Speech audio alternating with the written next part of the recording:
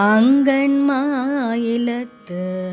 அரசர் அபிமான பங்கமாய் வந்து நின் வள்ளிக்கட்டில் கீழே சங்கம் இருப்பார் போல் வந்து தலையை பெய்தோம் கிங்கணிவாய் செய்த தாமரை பூ போலே செங்கண் சிறிது எம்மே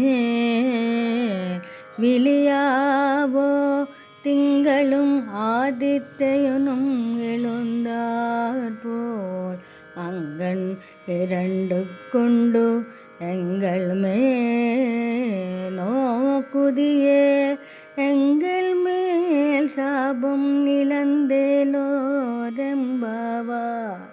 எங்கள் மேல் சாபம் இழந்தேலோ రెంబాబాయ్.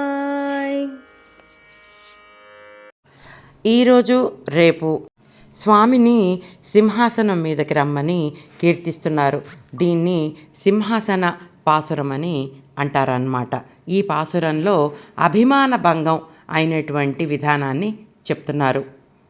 అంటే అభిమానం వదిలేయడం అన్నమాట. నేను అని గర్వం కలగటం, విషయభోగాల మీద ఆసక్తి, ఇవన్నీ కూడా వదిలేసి నీ దగ్గరికి మేము గుంపులుగా నిన్ను నిద్ర లేపడానికి వచ్చామయ్యా అని చెప్పేసి అంటున్నారు. అంతేకాకుండా నల్లని కలువల వంటి నీ కళ్ళని తెరు.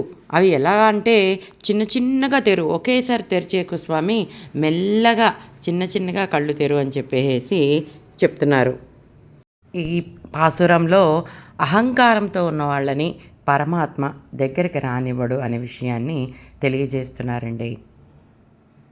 ఈయన పరాక్రమం చూసి రాజులందరూ గుంపులుగా నీ సింహాసనం దగ్గరికి వచ్చినట్టు మేమందరం కూడా గుంపులుగా నిన్ను కీర్తించడానికి వచ్చామయ్యా, మమ్మల్ని అనుగ్రహించు అని చెప్పేసి గోదాదేవి గోపికలతో కలిసి శ్రీకృష్ణుడిని నిద్ర మేల్కొల్పుతోంది.